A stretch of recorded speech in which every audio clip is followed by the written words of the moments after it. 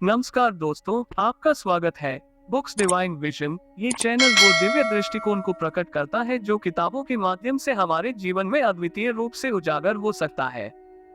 वेदांत धर्म का सबसे भव्य विचार ये है कि हम विभिन्न मार्गों से एक ही लक्ष्य तक पहुंच सके, और इन मार्गों को मैंने चार में सामान्यीकृत किया है, अर्थात काम, प्रेम, मनोविज्ञान और ज्ञान। लेकिन साथ ही आपको ये भी याद रखना चाहिए कि ये विभाजन बहुत चिन्हित नहीं है और एक दूसरे से बिल्कुल अलग नहीं है। प्रत्येक एक दूसरे में मिश्रित हो जाता है, लेकिन जो प्रकार प्रचलित है उसके अनुसार हम विभाजनों का नाम देते हैं। ऐसा नहीं है कि आपको ऐसे लोग मिल सकते हैं जिनके पास काम के अलावा कोई अन्य क्षमता नहीं है। नहीं, आपको ऐसे लोग मिल सकते हैं जो केवल समर्पित उपासकों से अधिक कुछ नहीं है, और न ही ऐसे लोग हैं जिनके पास केवल ज्ञान से अधिक कुछ नहीं है। ये विभाजन मनुष्य के प्रकार या प्रवृत्ति के अनुसार किए जाते हैं।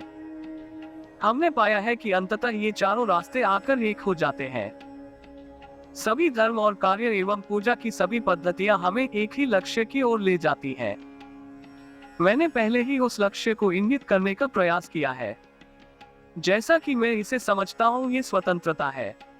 हम अपने आसपास जो कुछ भी देखते हैं वह स्वतंत्रता की दिशा में संघर्ष कर रहा है। परमाणु से लेकर मनुष्य तक, पदार्थ के अचेतन निर्जीव कण से लेकर पृथ्वी पर सर्वोच्च अस्तित्व मानव आत्मा तक, संपूर्ण ब्रह्मांड वास्तव में स्वतंत्रता के लिए इसी संघर्ष का परिणाम है। सभी संयोजनों में प्रत्येक कण अपने रास्ते पर जाने, दूसरे कणों से उड़ने की कोशिश कर रहा है, लेकिन बाकी लोग इसे रोककर रखे हुए हैं। हमारी पृथ्वी सूर्य से और चंद्रमा पृथ्वी से दूर जाने की कोशिश कर रहा है। हर चीज में अनंत फैलाव की प्रवृत्ति होती है। ब्रह्मांड में हम जो कुछ भी देखते हैं उसका आधार स्वतंत्रता के लिए यही एक संघर्ष है। इसी प्रवृत्ति के आवेग में साधु प्रार्थना करता है और डाकू लूटता है।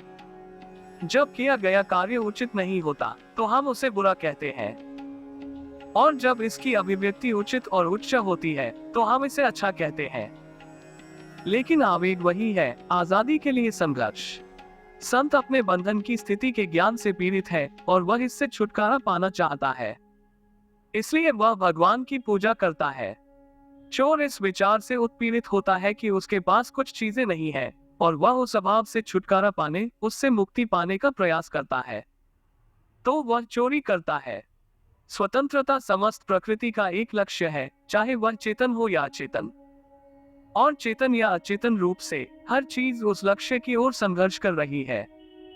संत जो स्वतंत्रता चाहता है वह उस स्वतंत्रता से बहुत भिन्न है जिसे डाकू चाहता है। संत को प्रिय स्वतंत्रता उसे अनंत अवर्णनीय आनंद की ओर ले जाती है, जबकि जिस पर डाकू ने अपना दिल लगाया है वह उसकी आत्मा के लिए अन्य बंधन बनाता है। प्रत्येक धर्म में स्वतंत्रता के प्रति इस संघर्ष की अभिव्यक्ति पाई जाती है। ये समस्त नैतिकता निस्वार्थता का आधार है, जिसका अर्थ है इस विचार से छुटकारा पाना कि मनुष्य उनके छोटे शरीर के समान है। जब हम किसी आदमी को अच्छा काम करते हुए, दूसरों की मदद करते हुए देखते हैं, तो इसका मतलब ये होता है कि उसे मैं और मेरा के सीमित दायरे में सीमित नहीं किया जा सकता है। इस स्वार्थ से निकलने की कोई सीमा नहीं है। नैतिकता की सभी महान प्रणालियां लक्ष्य के रूप में पूर्ण निस्वार्थता का उपदेश देती हैं। मान लीजिए कि ये पूर्ण निस्वार्थता एक आदमी तक पहुंच सकती है, तो उसका क्या होगा? वह अब छोटे मिस्टर फला फला नहीं रहे। उसने अनंत विस्तार प्राप्त कर लिया है। उसका जो छोटा सा व्यक्तित्व पहले था, वह अब सदा के लिए उससे खो गया है। वह अनंत हो गया है, और इस अनंत विस्तार की प्राप्ति वास्तव में सभी धर्मों और सभी नैतिक और दार्शनिक शिक्षाओं का लक्ष्य है। व्यक्तिवादी जब इस विचार को दार्शनिक ढंग से सुनता है तो भयभीत हो जाता है। साथ ही यदि वह नैतिकता का उपदेश देता है तो आखिरकार वह स्वयं भी वही विचार सिखाता है। वह मनुष्य की निस्वार्थता पर कोई सीमा नहीं रखता। मान लीजिए कि व्यक्तिवादी व्यवस्था के तहत एक व्यक्ति पूरी तरह से निस्वार्थ हो जाता है, तो हम उसे अन्य व्यवस्था में सिद्ध लोगों से कैसे अलग कर सकते हैं? वह ब्रह्मांड के साथ एक हो गया है और वही बनना सभी का लक्ष्य है। केवल बेचारे व्यक्तिवादी में ही अपने तर्क को उसके सही निष्कर्ष तक पहुंचाने का साहस नहीं होता है। कर्म योग निस्वार्थ कार्य के माध्यम से उस स्वतंत्रता को प्राप्त करना है जो सभी मानव प्रकृति का लक्ष्य है। इसलिए प्रत्येक स्वार्थी कार्य हमें लक्ष्य तक पहुंचने में बाधा डालता है, और प्रत्येक निस्वार्थ कार्य हमें लक्ष्य की ओर ले जाता है। इसीलिए नैतिकता की एकमात्र परिभाषा ये दी जा सकती है, जो स्वार्थी है वह अनैतिक है और जो निस्वार्थ है वह नैतिक है। लेकिन अगर विस्तार में जाए तो मामला इतना सरल नहीं दिखेगा। उदाहरण के लिए, जैसा कि मैंने पहले ही उल्लेख किया है, वातावरण अक्सर विवरणों को भिन्न बना देता है। एक ही परिस्थिति में एक ही कार्य निस्वार्थ हो सकता है और दूसरी परिस्थिति में बिल्कुल स्वार्थी हो सकता है। इसलिए हम केवल एक सामान्य परिभाषा दे सकते हैं और समय, स्थान और परिस्थितियों में अंतर को ध्यान में रखते हुए विवरण तैयार करने के लिए छोड़ सकते हैं। एक देश में एक प्रकार का आचरण नैतिक माना जाता है और दूसरे में वही आचरण अनैतिक होता है, क्योंकि परिस्थितियां भिन्न भिन्न होती हैं। समस्त प्रकृति का लक्ष्य स्वतंत्रता है और स्वतंत्रता केवल पूर्ण निस्वार्थता से ही प्राप्त की जा सकती है। प्रत्येक विचार, शब्द या कार्य जो निस्वार्थ है, हमें लक्ष्य की ओर ले जाता है और इस प्रकार नैतिक कहलाता है। आप पाएंगे कि वह परिभाषा हर धर्म और नैतिकता की हर प्रणाली में लागू होती है। विचार की कुछ प्रणालियों में नैतिकता एक श्रेष्ठ व्यक्ति ईश्वर से ली गई है। यदि आप पूछे कि एक आदमी को ऐसा क्यों करना चाहिए और वह क्यों नहीं, तो उनका उत्तर है क्योंकि ईश्वर की यही आज्ञा है। लेकिन चाहे जिस भी स्रोत से इसे प्राप्त किया गया हो, उनकी आचार संहिता का भी एक ही केंद्रीय विचार है, स्वयं के बारे में सोचना नहीं बल्कि स्वयं का त्याग करना। और फिर भी कुछ लोग इस उच्च नैतिक विचार के बावजूद अपने छोटे व्यक्तित्व को त्यागने के विचार से भयभीत हो जाते हैं। हम उस व्यक्ति से जो छोटे व्यक्तित्वों के विचार से जुड़ा हुआ है, एक ऐसे व्यक्ति के मामले पर विचार करने के लिए कह सकते हैं जो पूरी तरह से निस्वार्थ हो गया है, जिसके पास अपने लिए कोई विचार नहीं है, जो अपने लिए कोई कार्य नहीं करता है, जो अपने लिए कोई शब्द नहीं बोलता है, और फिर कहें जहां उसका स्वयं है। वह स्वयं उसे तभी तक ज्ञात होता है जब तक वह अपने लिए सोचता है, कार्य करता है या बोलता है। यदि वह केवल दूसरों के प्रति, ब्रह्मांड के प्रति और सभी के प्रति सचेत है, तो उसका स्वयं कहाँ है? ये हमेशा के लिए चला गया है। इसलिए कर्मयोग नैतिकता और धर्म की एक प्रणाली है जिसका उद्देश्य निस्वार्थता और अच्छे कार्यों के माध्यम से स्वतंत्रता प्राप्त करना है। कर्मयोगी को किसी भी सिद्धांत में विश्वास करने की आवश्यकता नहीं है। वह ईश्वर में भी विश्वास नहीं कर सकता, यह नहीं पूछ सकता कि उसकी आत्मा क्या है, और न ही किसी आध्यात्मिक अटकल के बारे में सोच सकता है। निस्वार्थता को साकार करने का उनका अपना विशेष लक्ष्य है और उसे इसे स्वयं ही पूरा करना होगा। उसके जीवन का प्रत्येक क्षण साकार होना चाहिए, क्योंकि उसे सिद्धांत या सिद्धांत की सहायता के बिना केवल कार्य से हल करना है, वही समस्या जिस पर ज्ञानी अपने कारण और प्रेरणा का उपयोग करते हैं और भक्त अपने प्रेम का। परोपकारिता की सीमाएं। अब अगला सवाल आता है कि ये काम क्या है? इससे दुनिया का क्या भला हो रहा है? क्या हम दुनिया का भला कर सकते हैं? पूर्ण अर्थ में नहीं, सापेक्ष अर्थ में हाँ। संसार का कोई भी स्थायी या शाश्वत भला नहीं किया जा सकता। यदि ऐसा किया जा सका तो दुनिया ये दुनिया नहीं रहेगी। हम एक आदमी की भूख 5 मिनट के लिए मिटा सकते हैं, लेकिन वह फिर से भूखा हो जाएगा। प्रत्येक सुख जो हम किसी व्यक्ति को प्रदान करते हैं वह क्षणिक प्रतीत हो सकता है। सुख और दुख के इस बार बार आने वाले बुखार को कोई भी स्थायी रूप से ठीक नहीं कर सकता। क्या संसार को कोई स्थायी सुख दिया जा सकता है? समुद्र में हम कहीं और गड्ढा किए बिना लहर नहीं उठा सकते। दुनिया में अच्छी चीजों का कुल योग मनुष्य की जरूरत और लालच के संबंध में एक समान रहा है। इसे बढ़ाया या घटाया नहीं जा सकता। मानव जाति का इतिहास लीजिए जैसा कि हम आज जानते हैं। क्या हमें समान दुख और समान सुख और पीड़ा, समान स्थिति में अंतर नहीं मिलता है?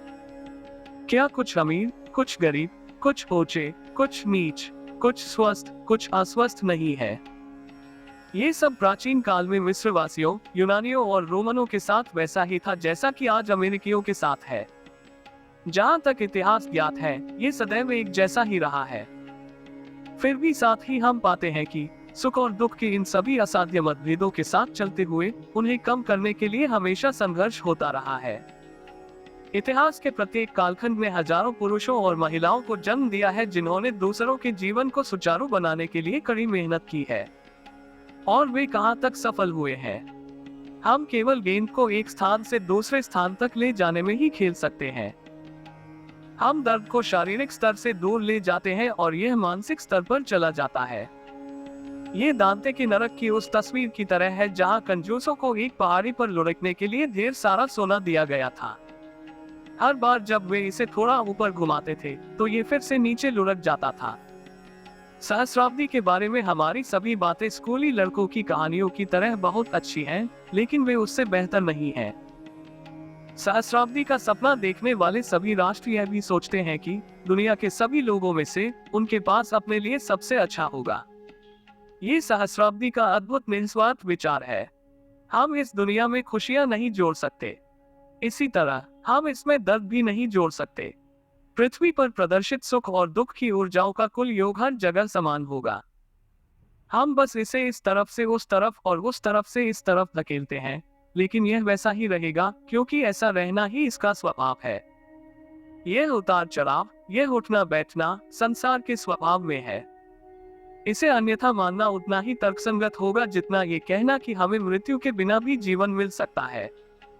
ये पूरी तरह बकवास है, क्योंकि जीवन का विचार ही मृत्यु को दर्शाता है और सुख के विचार का तात्पर्य दुख से है। दीपक निरंतर जलता रहता है और यही उसका जीवन है। यदि आप जीवन पाना चाहते हैं तो आपको इसके लिए हर पल मरना होगा। जीवन और मृत्यु अलग अलग दृष्टिकोण से देखी गई एक ही चीज की अलग अलग अभिव्यक्तियां हैं। वे एक ही लहर का गिरना और उठना है, और ये दोनों एक समग्र रूप है। एक व्यक्ति पतन पक्ष को देखता है और निराशावादी बन जाता है, दूसरा व्यक्ति उदय पक्ष को देखता है और आशावादी बन जाता है। जब एक लड़का स्कूल जा रहा होता है और उसके पिता और माँ उसकी देखभाल कर रहे होते हैं, तो उसे सब कुछ धन्य लगता है। उसकी इच्छाएं सरल है, वह एक महान आशावादी है। लेकिन बूढ़ा व्यक्ति अपने विविध अनुभव के साथ शांत हो जाता है और निश्चित है कि उसकी गर्मी काफी हद तक शांत हो गई है। इसलिए पुराने राष्ट्र, जिनके चारों ओर पतन के संकेत हैं, नए राष्ट्रों की तुलना में कम आशावान हैं। भारत में एक कहावत है, 1000 साल शहर और 1000 साल जंगल। शहर का जंगल में बदलना और इसके विपरीत ये हर जगह चल रहा है, और यह लोगों को उनके नजरिए के अनुसार आशावादी या निराशावादी बनाता है। अगला विचार जो हम अपनाते हैं वह समानता का विचार है। ये सहस्राब्दी विचार कार्य करने की महान प्रेरक शक्तियां रहे हैं। कई धर्म इसे एक तत्व के रूप में प्रचारित करते हैं कि भगवान ब्रह्मांड पर शासन करने के लिए आ रहे हैं और तब स्थितियों में कोई अंतर नहीं होगा। जो लोग इस सिद्धांत का प्रचार करते हैं वे मात्र कट्टरपंथी हैं, और कट्टरपंथी वास्तव में मानव जाति के प्रति ईमानदार हैं। इस कट्टरता के आकर्षण के आधार पर ही ईसाई धर्म का प्रचार किया गया और यही बात इसे ग्रीक और रोमन दासों के लिए इतना आकर्षक बनाती थी। उनका मानना था कि सहस्राब्दी धर्म के तहत अब गुलामी नहीं होगी, खाने पीने के लिए बहुत कुछ होगा, और इसलिए वे ईसाई मानक के इर्द गिर्द घूमते रहे। जिन लोगों ने सबसे पहले इस विचार का प्रचार किया वे बेशक अज्ञानी कट्टरपंथी थे, लेकिन बहुत ईमानदार थे। आधुनिक समय में ये सहस्राब्दी आकांक्षा समानता का रूप ले लेती है, स्वतंत्रता, समानता और बंधुत्व की। ये भी कट्टरता है। सच्ची समानता पृथ्वी पर न कभी रही है और न कभी हो सकती है। हम सब यहाँ समान कैसे हो सकते हैं? इस असंभव प्रकार की समानता का तात्पर्य पूर्ण मृत्यु है। इस संसार को ये क्या बनाता है? संतुलन खो दिया। प्रारंभिक अवस्था में, जिसे अराजकता कहा जाता है, पूर्ण संतुलन होता है। फिर ब्रह्मांड की सभी निर्माणकारी शक्तियां कैसे आती हैं? संघर्ष से, प्रतिस्पर्धा से, संघर्ष से। मान लीजिए कि पदार्थ के सभी कण संतुलन में होते, तो क्या सृजन की कोई प्रक्रिया होती? हम विज्ञान से जानते हैं कि यह असंभव है। पानी की एक चादर को हिलाओ और वहां तुम पाओगे कि पानी का हर कण फिर से शांत होने की कोशिश कर रहा है, एक दूसरे के खिलाफ दौड़ रहा है। और इसी तरह सभी घटनाएं, जिन्हें हम ब्रह्मांड कहते हैं, उसमें मौजूद सभी चीजें पूर्ण संतुलन की स्थिति में वापस आने के लिए संघर्ष कर रही हैं। फिर से एक व्यवधान आता है और फिर से हमारा संयोजन और सृजन होता है। असमानता ही सृष्टि का आधार है।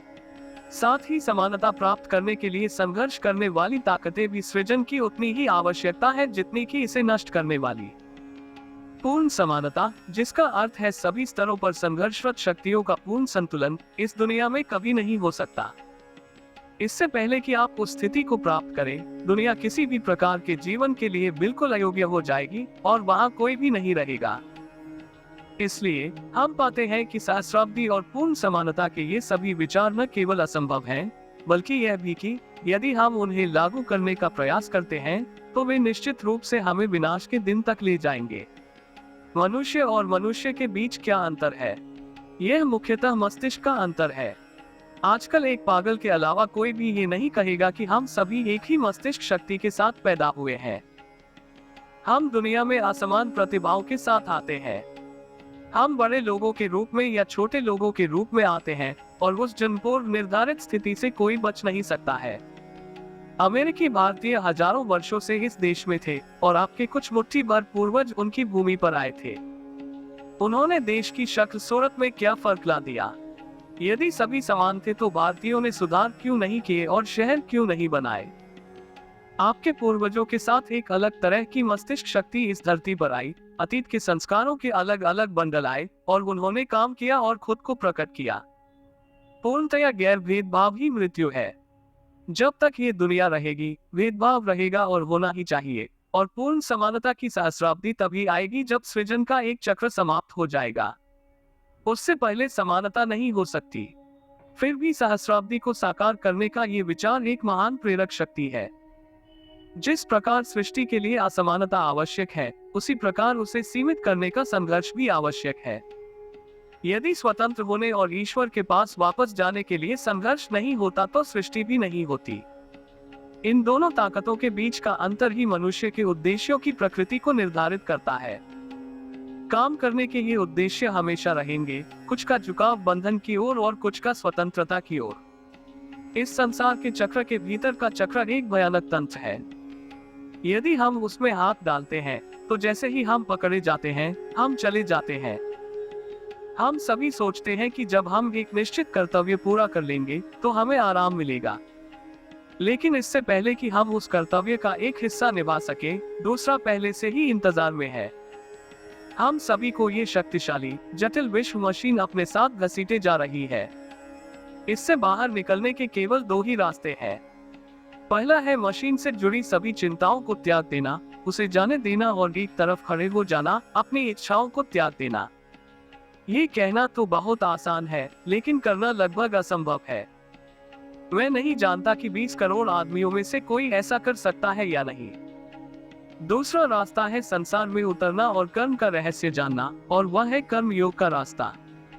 संसार मशीन के पहियों से दूर मत उड़ो, बल्कि इसके अंदर खड़े होकर काम का रहस्य सीखो। अंदर उचित कार्य करने से बाहर आना भी संभव है।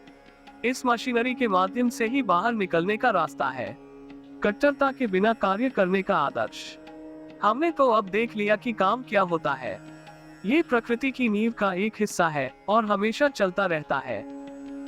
जो लोग ईश्वर में विश्वास करते हैं वे इस बात को बेहतर समझते हैं, क्योंकि वे जानते हैं कि ईश्वर कोई ऐसा असमर्थ प्राणी नहीं है जिसे हमारी सहायता की आवश्यकता होगी। यद्यपि ये सृष्टि सदैव चलती रहेगी, हमारा लक्ष्य स्वतंत्रता है, हमारा लक्ष्य निस्वार्थता है। और कर्म योग के अनुसार उस लक्ष्य तक कर्म के माध्यम से पहुंचा जा सकता है। दुनिया को पूरी तरह से खुश करने के सभी विचार कट्टरपंथियों के लिए प्रेरक शक्ति के रूप में अच्छे हो सकते हैं, लेकिन हमें यह अवश्य जानना चाहिए कि कट्टरता जितनी अच्छाई को जन्म देती है उतनी ही बुराई को भी सामने लाती है। कर्म योगी पूछते हैं कि आपको काम करने के लिए स्वतंत्रता के जन्मजात प्रेम के अलावा किसी अन्य उद्देश्य की आवश्यकता क्यों है? सामान्य सांसारिक उद्देश्यों से परे रहे। आपको काम करने का अधिकार है, लेकिन उसके फल का नहीं। कर्म योगी का कहना है कि मनुष्य स्वयं को जानने और उसका अभ्यास करने के लिए खुद को प्रशिक्षित कर सकता है। जब अच्छा करने का विचार उसके अस्तित्व का हिस्सा बन जाता है तो वह बाहर किसी उद्देश्य की तलाश नहीं करेगा। आइए हम अच्छा करें क्योंकि अच्छा करना अच्छा है। कर्म योगी कहते हैं, जो स्वर्ग पाने के लिए भी अच्छा कर्म करता है वह बंधन में बंध जाता है। कोई भी कार्य जो किसी भी स्वार्थी उद्देश्य से किया जाता है वह हमें स्वतंत्र करने के बजाय हमारे पैरों के लिए एक और जंजीर बना देता है। तो एकमात्र रास्ता ये है कि कर्म के सभी फलों को त्याग दिया जाए, उनसे अनासक्त हो जाओ। ये जान लो कि यह संसार हम नहीं है, न ही हम यह संसार है, कि हम वास्तव में शरीर नहीं है, कि हम वास्तव में काम नहीं करते। हम आत्मा है, शाश्वत विश्राम और शांति में। हम किसी भी चीज से क्यों बंधे रहे। ये कहना बहुत अच्छा है कि हमें पुनर्तः अनासक्त होना चाहिए, लेकिन ऐसा करने का तरीका क्या है? बिना किसी गुप्त उद्देश्य के हम जो भी अच्छा काम करते हैं, वह एक नई श्रृंखला बनाने के बजाय मौजूदा श्रृंखला की एक कड़ी को तोड़ देगा।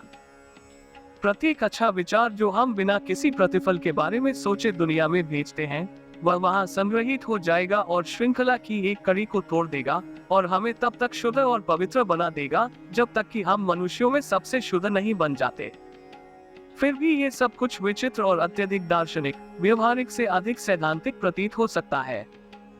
मैंने भगवत गीता के विरुद्ध कई तर्क पढ़े हैं और कई लोगों ने कहा है कि बिना उद्देश्य के आप काम नहीं कर सकते। उन्होंने कट्टरता के प्रभाव को छोड़कर कभी भी निस्वार्थ कार्य नहीं देखा है और इसलिए वे उस तरह से बोलते हैं। अंत में मैं आपको एक ऐसे व्यक्ति के बारे में कुछ शब्द बताना चाहता हूं जिसने वास्तव में कर्म योग की शिक्षा को व्यवहार में लाया। वह आदमी बुद्ध है। वह एकमात्र व्यक्ति है जिन्होंने इसे पूर्ण अभ्यास में लागू किया। बुद्ध को छोड़कर दुनिया के सभी पैगंबरों के पास निस्वार्थ कार्य की ओर प्रेरित करने के लिए बाहरी उद्देश्य थे। दुनिया के पैगंबरों को इस एक अपवाद के साथ दो समूहों में विभाजित किया जा सकता है। एक समूह का मानना है कि वे पृथ्वी पर आए ईश्वर के अवतार हैं और दूसरे समूह का मानना है कि वे केवल ईश्वर के दूत हैं और दोनों ही काम के लिए अपनी प्रेरणा बाहर से लेते हैं, बाहर से इनाम की उम्मीद करते हैं, भले ही वे जिस भाषा का इस्तेमाल करते हो वह कितनी ही आध्यात्मिक क्यों न हो। लेकिन बुद्ध एकमात्र ऐसे भविष्यवक्ता है जिन्होंने कहा, मुझे ईश्वर के बारे में आपके विभिन्न सिद्धांतों को जानने की परवाह नहीं है। आत्मा के बारे में सभी सूक्ष्म सिद्धांतों पर चर्चा करने से क्या फायदा। अच्छा करो और अच्छे बनो, और यह आपको आजादी और जो भी सत्य है उसकी ओर ले जाएगा। वह अपने जीवन के आचरण में बिल्कुल व्यक्तिगत उद्देश्यों से रहित था। और किस मनुष्य ने उससे अधिक काम किया? मुझे इतिहास में एक ऐसा चरित्र दिखाओ जो सबसे ऊपर इतना ऊंचा उठा हो। संपूर्ण मानव जाति ने केवल एक ही ऐसा चरित्र, ऐसा उच्च दर्शन, ऐसी व्यापक सहानुभूति पैदा की है। यह महान दार्शनिक उच्चतम दर्शन का प्रचार करता था, फिर भी निम्नतम जानवरों के प्रति गहरी सहानुभूति रखता था और उसने कभी भी अपने लिए कोई दावा नहीं किया। वह आदर्श कर्म योगी हैं, जो पूरी तरह से बिना किसी उद्देश्य के कार्य करते हैं, और मानवता का इतिहास दिखाता है कि वह अब तक पैदा हुए सबसे महान व्यक्ति थे। हृदय और मस्तिष्क का अब तक का सबसे बड़ा संयोजन, सबसे बड़ी आत्मशक्ति जो प्रकट भी हुई है, उसकी तुलना से परे है। वह पहले महान सुधारक है जिन्हें दुनिया ने देखा है। वह पहले व्यक्ति थे जिन्होंने ये कहने का साहस किया, विश्वास इसलिए मत करो क्योंकि कुछ पुरानी पांडुलिपियां निर्मित हैं, विश्वास मत करो क्योंकि यह आपकी राष्ट्रीय मान्यता है, क्योंकि तुम्हें बचपन से ही इस पर विश्वास कराया गया है। लेकिन इसका पूरा कारण बताएं और इसका विश्लेषण करने के बाद यदि आप पाते हैं कि यह सभी के लिए अच्छा होगा, तो इस पर विश्वास करें, इस पर खरा उतरें और दूसरों को भी इस पर खरा उतरने में मदद करें। वह सबसे अच्छा कार्य करता है जो बिना किसी उद्देश्य के कार्य करता है, न धन के लिए, न प्रसिद्धि के लिए, न किसी और चीज के लिए। और जब कोई व्यक्ति ऐसा कर सकता है तो वह बुद्ध होगा और उसमें से इस तरह से काम करने की शक्ति आएगी जो दुनिया को बदल देगी। ये व्यक्ति कर्म योग के सर्वोच्च आदर्श का प्रतिनिधित्व करता है। तो दोस्तों, आपको आज का हमारा ये बुक समरी कैसा लगा, नीचे कमेंट करके जरूर बताएं और इस बुक समरी को अपने दोस्तों के साथ शेयर जरूर करें। इस पुस्तक संक्षेप के साथ मैं आपका धन्यवाद करता हूं कि आपने बुक्स डिवाइन विजन पर हमारे साथ समय बिताया। यदि आपको ये पुस्तक संक्षेप पसंद आया हो तो कृपया हमारे चैनल को सब्सक्राइब करना न भूलें ताकि आप हमारे आने वाले वीडियो को भी देख सकें। अगर आपके पास किसी खास पुस्तक के संक्षेप का अनुरोध है तो कृपया हमें नीचे कमेंट में बताएं, हम उसे आपके लिए तैयार करेंगे। और मिलते हैं बुक्स डिवाइन विजन पर। Take care, God bless. जय हिंद।